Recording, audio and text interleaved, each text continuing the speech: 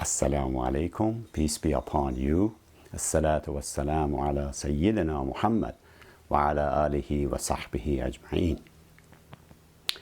What is man's biggest or most important discovery? Is it the oil, the earth gravity, relativity, or the electricity? While these are some of the big and useful modern discoveries made by man, the biggest or most important discovery man has ever made is the existence of God.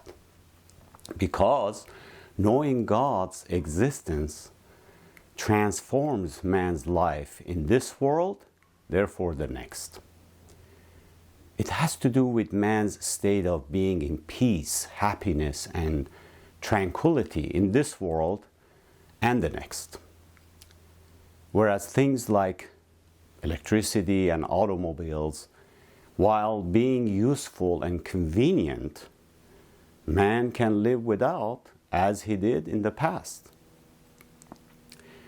In fact, some people even argue that people lived simpler and happier without them. This is not to trivialize man's advancement and discoveries for his own comfort and health, as we do appreciate the work and the benefits. It's rather to say these are tools to utilize and enjoy. However, when it is all said and done, they are materials used only in the limited life of this world. For us, the believers, life does not end here. Rather, a new chapter starts after we leave this world. Hence, discovering God not only helps us lead a happy, peaceful, grateful, and content life in this world, but also helps us prepare for our next destination, which is afterlife.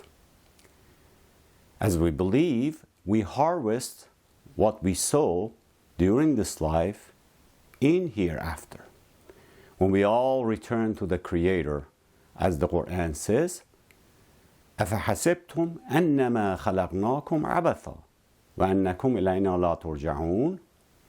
Did you think that we created you uselessly, without purpose, and that you would not be returned to us? A materialist, naturalist, or an atheist does not have such a view of life, as they all believe life ends with death. Whereas the believer asks this important question: is this life all there is? A believer refuses to accept the notion of life ending with death. Why? Because of his important discovery, which is God, the creator of heavens and earth, who created mankind for a purpose. Because his belief tells him this life is not all there is. وَمَا خَلَقْنَا السَّمَاءَ وَالْأَرْضَ وَمَا بَيْنَهُمَا بَاطِلًا ذَلِكَ ظَنُّ الَّذِينَ كَفَرُوا. And we did not create the heavens and the earth and what's in between them in vain. That is the opinion or thoughts of those who disbelieve, those who reject. Indeed, the biggest discovery of mankind is knowing God's existence. When you look at the earth, which is mainly made of water and soil, and from the same two sources you have so many different kinds of trees and vegetations that produce so many different kinds of flowers and fruits with different colors and shapes, all from the same material, soil and water. When you look at the ocean, the currents, and all the living inside it, thousands of different fish, plants, and species, all nourishing from the same water and ecosystem within the ocean. When you look up and see all the birds of different kinds, shapes, and colors being sustained by the environment, each having its own purpose within the Earth's ecosystem, as they play their role, hunt for food and multiply. Then you discover intelligent design, the genesis and its source. And you realize this dumb, unconscious nature could never create such precise order and complex system as materialists or naturalists claim. How could a single nature that contains, for example, just water, soil, and minerals produce such variety? What about the origin of water and soil? A single nature might produce only one kind and one size or color, then just duplicate. Hence, a fair-minded person sees nidam, order, design, scheme, and plan behind all of these, and will say, رَبَّنَا مَا خَلَقْتَ هَذَا بَاطِلًا. Our Lord, you did not create this in vain. Even the advocates of natural selection have offered no real plausible explanation on the origin, the first cause, or the creation of first cell. You see, nothing haphazard. This complex system does not lend itself to random phenomena. Things in random or by accident always occur as an exception, not the rule, not the norm. Accidents are in minority, not majority. It's that simple. For example, when you think of a friend one day and then next day you actually run into him in the local grocery store, what is the probability that from now on you would run into the same friend every time you go into any store, much less the same one? Many well-known Western philosophers who doubted existence of God, when it comes to finality or first cause, they cannot help but acknowledge there is nizam, order, precise design, and scheme, later known as intelligent design. This is man's biggest discovery, confirmed by all prophets, peace be upon them, through their main message to mankind. The Quran puts it simple in chapter 13 without getting into tedious philosophy, and says, "And within the land are neighboring plots and gardens of grapevines and crops and, palm trees growing several from root or otherwise, watered with one water. And we have made some of them to excel other in fruit. Indeed, these are signs for people who reason, people who think, people who seek knowledge." There are waves of verses in the Quran bringing such signs as witness and reason. Then the Quran asks, هَذَا خَلْقُ اللَّهِ فَأَرُونِي مَاذَا خَلْقَ الَّذِينَ مِن دُونِهِ بَلِ الظَّالِمُونَ فِي ضَلَالٍ مُبِينٍ. Such is the creation of Allah. So show me, what is there that others beside him have created? Rather, those who are unjust are in clear error. Show me who created all the land, the sea, the air, and all the creatures within this universe beside God. And whatever man has invented is built based on the raw material God created and put at man's disposal, plus the use of tools God gave him, such as the intellect, in order to build and innovate. Again, ma'rifatullah, or knowing God, is man's biggest discovery, because this discovery impacts every aspect and moment of man's life on earth, which in turn impacts his life in hereafter. Incidentally, discovery of God does not require one to be a scientist, a philosopher, or a PhD. Any fair-minded person or a layman can figure it out by simply pondering. A scientist can understand it as well as a common person, each at their own level. All it takes is fairness or impartiality and some reflection when one looks at the precise order, the variation, the complexity, and the purpose within everything in the nature. So then, what does man do after this discovery? He explores and contemplates on signs of God. قُلْ سِيرُوا فِي الْأَرْضِ فَانْظُرُوا كَيْفَ بَدَأَ الْخَلْقِ. Say, travel in the land and see how he originated the creation. Man learns how this vast nature created and originated by God operates. And this observation should add even more to his faith in God and lead him to innovate and make new discoveries. Islam is pro-science and technology.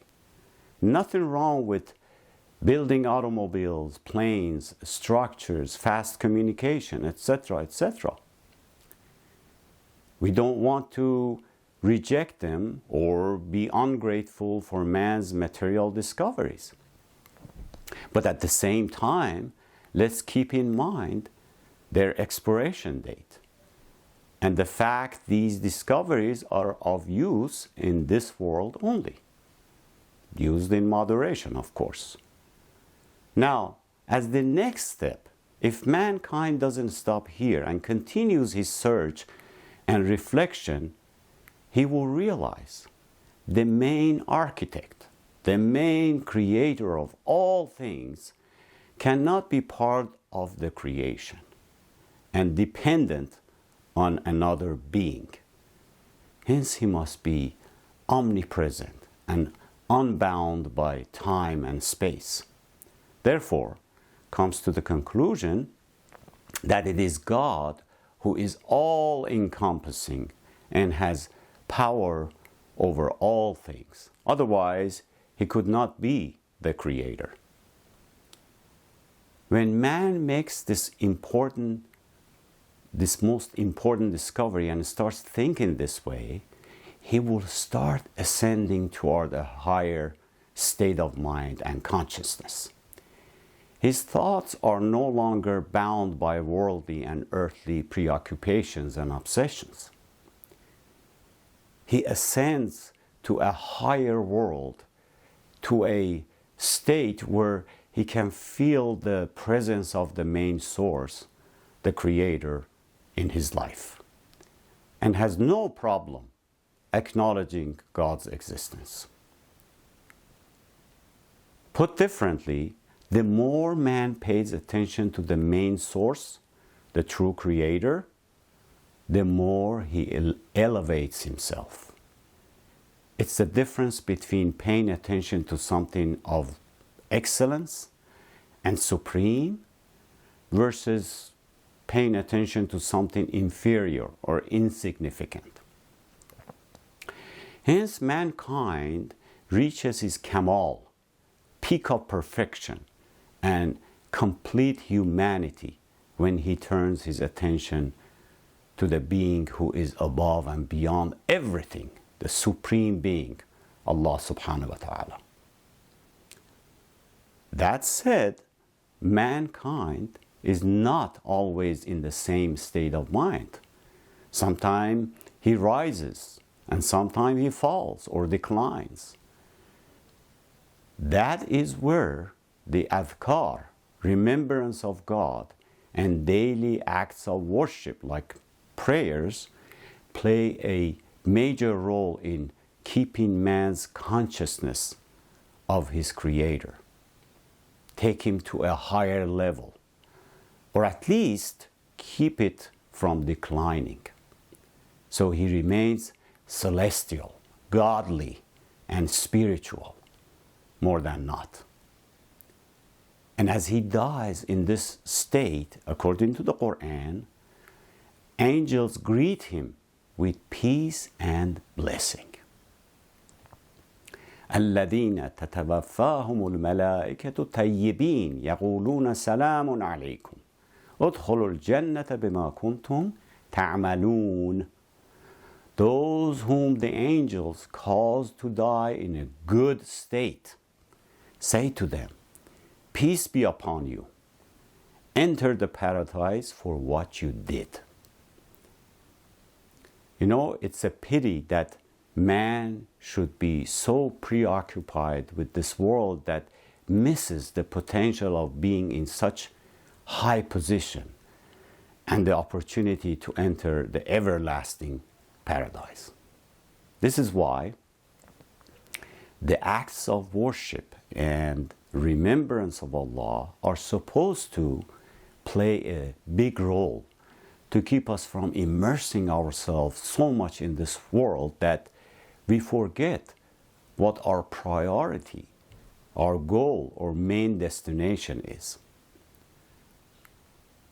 Another unfortunate thing is for those who do not believe in God and do not believe in any of what we discussed so far, as they reject the biggest discovery of mankind, it's clear when they commit evil acts or immoral acts, at least we can say their actions are in line with their belief. However, we have people who believe in God, and some even believe in the day of reckoning. Yet, lie, cheat, steal, and commit injustice, or all kinds of evil and immoral acts. They say they believe in God, yet their actions do not match or commensurate with their belief. This is even worse. Their situation may be worse. At least the one who disbelieves and rejects God, his actions, albeit may be bad, will match his belief, is in line with his belief. His actions and behavior seem natural, as he never claims to follow any divine guidance and instructions. But the one who does claim to be a believer and follower of God's instructions, yet commits all kinds of sins in different levels, there is a contradiction in his whole state of being. His situation may be worse because he has received the hujjah and has no excuse. He has been given the instruction. This is why the Quran always refers to true believers as those who believe and do righteous deeds, not just believe. The disbeliever may even have an excuse that he never heard God's word and instructions. Belief in God gives man a place to return to or refer to, an authority who has power over everything, while being the most merciful and ultimate source of hope and help. An atheist has no hope and no prayer to offer for his loved one who is lying in a hospital bed, struggling in an ICU. From his own assessment, he has committed himself to a closed system without any outlook and senses for the higher being. When he encounters difficulties, whom does he seek refuge to? Whom does he ask for help? However, a believer lives in a live universe, behind which is the Supreme Being who is the source of creation, ultimate source of power, hope, and mercy. One who is alive, the eternal, the self-subsisting, Huwa al-Hayyul Qayyum, one to whom all will return, be it believer or non-believer.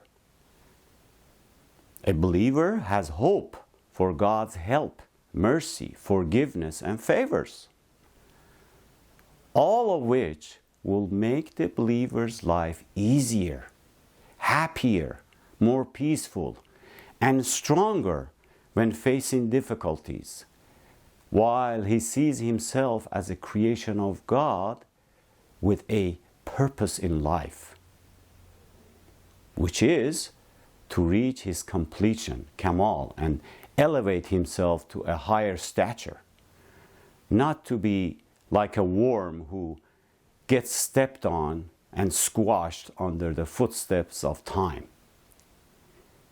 This is why the believer has the upper hand when it comes to success in this life and, of course, in hereafter, due to his recognition of the most important discovery mankind has ever made, which is our Creator, Allah subhanahu wa ta'ala. Hence, behaves accordingly and remains God conscious while doing righteous deeds.